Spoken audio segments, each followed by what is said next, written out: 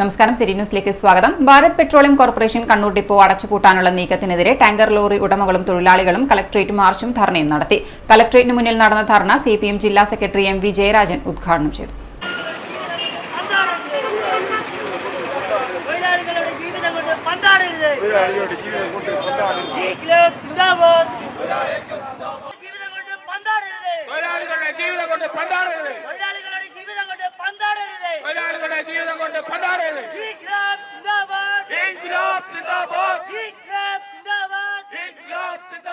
അടച്ചുപൂട്ടലിന് മുന്നോടിയായി Bharat petroleum corporation Kannur ഡിപ്പോയിൽ ഇന്ധനം കൊണ്ടുപോകുന്ന ടാങ്കർ ലോറികളുടെ പെർമിറ്റ് പുതുക്കി നൽകേണ്ടെന്ന് ഉത്തരവിറങ്ങിയിരുന്നു.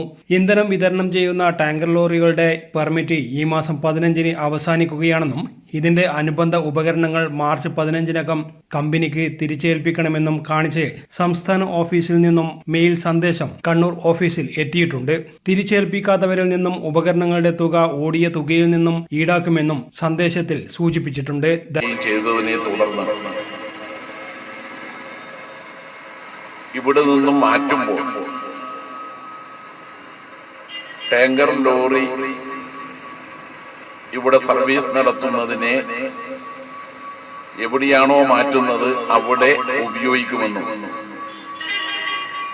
അങ്ങനെ വരുമ്പോൾ ഇവിടെ ജോലി ചെയ്തിരുന്ന ടാങ്കർ ലോറിയിലെ ജീവനക്കാർക്ക് തൊഴിൽ സുരക്ഷ ഉണ്ടാകുമെന്നും വ്യക്തമാക്കിയതായി ജില്ലാ കലക്ടർ വിളിച്ചു ചേർത്ത യോഗത്തിൽ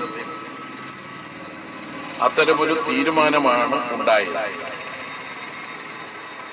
ആ തീരുമാനത്തിൽ നിന്നാണ് കമ്പനി പുറകോട്ട് പോയത്.